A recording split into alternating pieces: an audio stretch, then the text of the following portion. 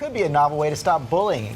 It comes from a Utah mom who decided that her fiance's 10-year-old should wear thrift store clothes after she was caught taunting a classmate for the way she was dressed. So is this a creative punishment or cruel shaming? GMA's Cam Matheson has the story.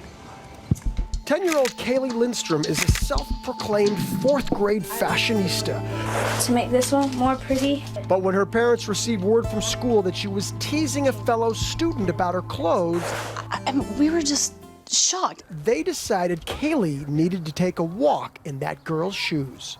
She said, "You're ugly, you dress sleazy, you're mean." She needed to know how inappropriate she was behaving. So her stepmother, Allie, took her on a shopping spree at a local thrift store.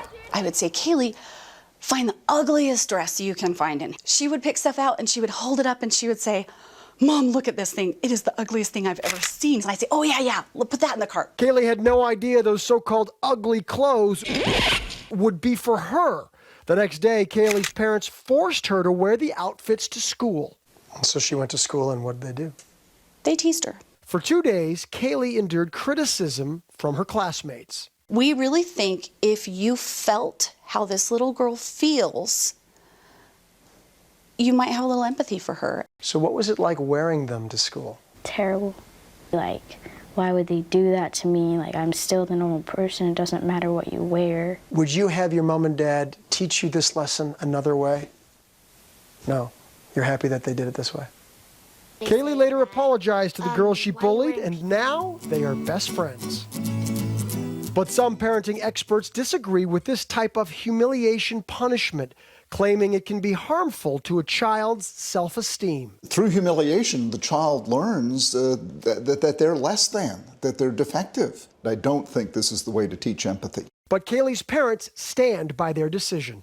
For us, we really feel like it was the best idea and it was the best solution to help Kaylee be the best person she could be. She learned exactly what we wanted her to learn, and we couldn't be happier. For Good Morning America, Cameron Matheson, ABC News, Salt Lake City. A whole lot to chew on there. Let's go more now with parenting expert Dr. Karen Gorn. Thanks for coming in, author of A Guide to Dealing with the Teenage Years. Well, it seemed to work in this case. Yes. Good idea? I actually think it's a very creative idea. So here's a stepmom. She's very concerned. Her stepdaughter is bullying another child. She, is trying to figure out a kind of creative consequence. And what I like about it is that, the traditional thing is a consequence where you actually take something away. What I like about with what she did is she created an experiential lesson to teach empathy. Like, empathy is about getting a child to put themselves in the shoes of somebody else. And so here the mom kind of came up with this creative idea, and it totally worked. I think it's very creative. It did work here, but you could also imagine a situation where, the same set of facts, and the other kids in the class end up blaming the girl for what happened. Yes, and you know what I find really interesting? When I speak across North America, what I find is there's so many parents that are afraid to have consequences with what is going to happen afterwards.